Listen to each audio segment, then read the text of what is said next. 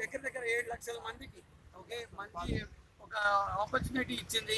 Okay work from home చేసుకోవడానికి, వాళ్ళ వ్యాపారాన్ని ప్రమోట్ చేసుకోవడానికి. ఈ కంపెనీని అన్యాయంగా షట్ డౌన్ చేయబడింది. ఓకే దానికి మేము అందరం నిరసనగా ఇక్కడ నుంచున్నాం.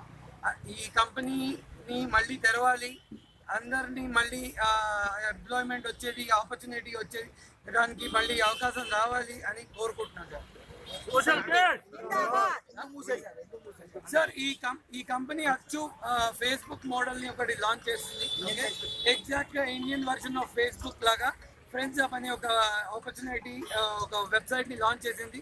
దీని లోపల అందరూ వాళ్ళ కంపెనీస్ వెబ్ పేజెస్ చేసుకొని వాళ్ళని ప్రమోట్ చేసుకోవచ్చు. ఓకే వాళ్ళ బిజినెస్ ని ప్రమోట్ చేసుకోవచ్చు.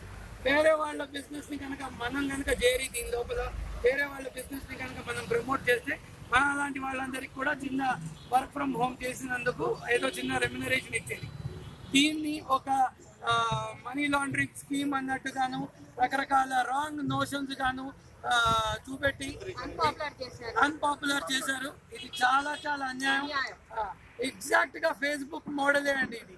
ఓకే ఎంతో మంది దగ్గర 12 లక్షల మంది ఇండియాలో దీనివల్ల బాగుపడుతున్నారు.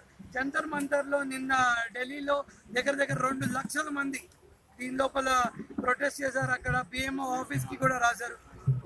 ఓకే మనం మీరు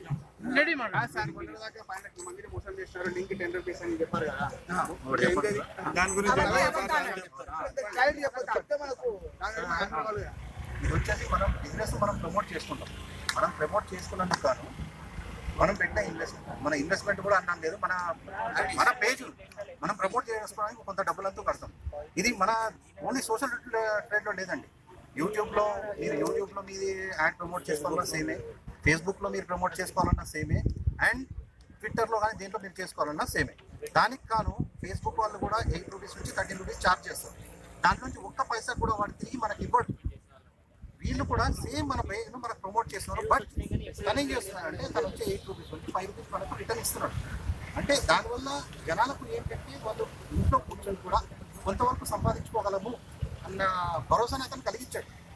అతను ఎవరిని మోసం చేయలేదు. రెండో పాయింట్ 57,500 చొప్పున వాళ్ళు డైరెక్ట్ 6.5 lakhs అనుకున్నారు. దానికి క్యాల్కులేట్ చేశారు. 3,700 crores స్కామ్ అని చెప్పేశారు. దీంట్లో ఉంది ఒక 57,500 కాదండి.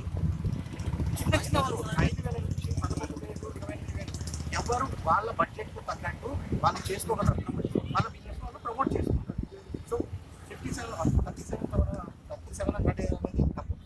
ఒకటి 57,500లో 7,500 ఏ రోజైతే మేము ప్యాకేజ్ తీసుకుంటామో అదే రోజు ఆ 7,500 గవర్నమెంట్ ట్యాక్స్ వెళ్ళిపోయింది. సో మీ లెక్క ప్రకారం వీళ్ళు STF వాళ్ళు చెప్పిన లెక్క ప్రకారమే 7,500 into 6.5 lakhs 525 crores government tax వెళ్ళిపోయింది. ఇది ఇనిషియల్లీ వెళ్ళిపోతుంది. ఒకటి 11th జనవరికి ఫేస్బుక్ వాళ్ళు same business same promoting Kurnool district యూపీలో ప్రమోట్ చేశారు. వాళ్ళు చేసిన వితిన్ 20 daysలో సోషల్ మీడియాని క్లోజ్ చేసేసారు. మీరు ఒక్కటి నేను అడుగుతాను సార్, మీ అందరూ మీ డిజిటల్ మీడియా ముందు నేను ఒక్కొక్కసారి అడుగుతున్నాను.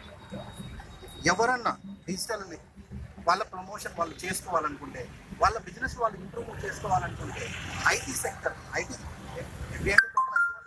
దాదాపు స్మార్ట్ ఫోన్ తెలిసి కూడా యూజ్ చేస్తున్నారు. ఓకే సో వాడు వస్తే బెంగళూరు రావాలి, ఐదర్ హైదరాబాద్ రావాలి, ఐదర్ పూనా పోవాలి, ఐదర్ బాంబే పోవాలి, లేదా ఢిల్లీలో రావాలి, గుజరాత్ వెళ్ళాలి. యూపీలో కనౌజ్ డిస్టిక్లో సగం మందికి స్మార్ట్ ఫోన్ లేదు. అక్కడ పోయి ఎవరన్నా ప్రమోట్ చేసుకుంటారా అండి? ఫేస్బుక్ ప్రమోట్ చేసేటువంటి కారణం ఏంటి? సోషల్ మన అనుభవ్ మిత్తల్ గారు ఫేస్బుక్ అంటే మన ఇండియన్ మీడియా కంపెనీని ఫేస్బుక్ వెళ్ళగొట్టాలన్న ప్రయత్నంలో ఉన్నాడు.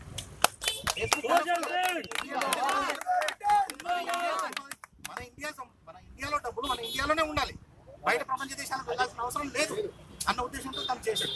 సెకండ్ థింగ్ వచ్చేసి తను ఇంటిమార్ట్ స్టార్ట్ చేయబోతుంది. ఇంటిమార్ట్ స్టార్ట్ చేస్తున్నాడు. ఇంటిమార్ట్ ఏంటంటే as a Walmart, as a Flipkart, as a దాంట్లో అంటే ఈ కార్పొరేట్ కంపెనీలు అన్నీ కలిపి తనను షెడ్యూల్ అంటే మన అసాయించి ఒక కుట్ర కింద తనను వేశారండి లోపల. దీన్ని మేము టోటల్ అపోజ్ చేస్తున్నాం. దీనివల్ల ఎంతోమంది రోడ్ల మీదకి వచ్చారు. నిన్న జంతర్ మంతర్లో దాదాపు 2 లక్షల మంది రోడ్డు మీదకి వచ్చి చెప్తున్నారు. ఏ డిజిటల్ మీడియా వాళ్ళని చూపించట్లేదండి. వాళ్ళు ఒక ఎస్టీఎఫ్ వాళ్ళు చెప్పిన న్యూస్ని బట్టి చూపిస్తున్నారు. నేను ఇంకో క్వశ్చన్ అడుగుతాను సార్, ఎస్టీఎఫ్ మిమ్మల్ని మీడియా వాళ్ళను. సార్ ఎస్టీఎఫ్ అనేది ఎప్పుడు వస్తుంది సార్? ఎస్టీఎఫ్ అసలు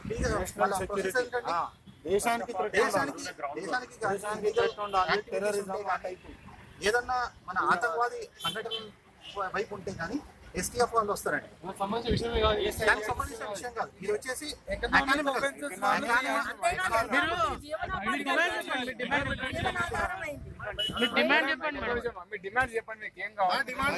మళ్ళీ సోషల్ ట్రేడ్ ఇంత ముందు ఎలా వర్క్ చేసిందో అలాగే పునర్వినియోగం చేసి ఇంత ముందు వర్క్ చేసినట్టే వర్క్ చేయాలండి. అలాంటి వాళ్ళు, నేను ఒక ఆర్గనైజేషన్ లో పనిచేశాను, వాలంటరీ ఆర్గనైజేషన్. హ్యాండిక్యాప్డ్ వాళ్ళందరికీ నేను విద్య నేర్పించేదాన్ని. నేను ఒక మ్యూజిక్ టీచర్ని. నా మ్యూజిక్ స్కూల్ని నేను అడ్వర్టైజ్ చేస్తున్నాను ఈ సోషల్ ట్రేడ్లో. నేను చాలా బెనిఫిట్స్ పొందాను. ఇందులో ఎంతో మందికి విద్యాదానం చేయగలిగేటువంటి కెపాసిటీ నాకు వచ్చింది అంటే only because of this social trade. అలాంటి దాన్ని ఇంత చిన్న వయసులో చాలా చిన్నవాడు మాలాంటి వాళ్ళకు కూడా ఆధారం కల్పించాడు. అలాంటి అతన్ని అరెస్ట్ చేసి ఇలా చేసి ఇదంతా చేయడం, మీడియా వాళ్ళు అతని గురించి తప్పుడుగా ప్రచారం చేయడం, ఇవంతా కూడా మేము ఒప్పుకోవటం లేదు. దీన్ని మేము సమర్థించటం లేదు. కాబట్టి మళ్ళీ అతనిని బయటికి తీసుకొచ్చి మా సోషల్ ట్రేడ్ మమ్మల్ని పునర్వినియోగం చేసి మా అందరికీ కూడా మళ్ళీ ఆధారం కల్పించాలి. సోషల్ ట్రేడ్ అనుభవించాలి. Thank you. అందరూ కూర్చోండి ప్లీజ్.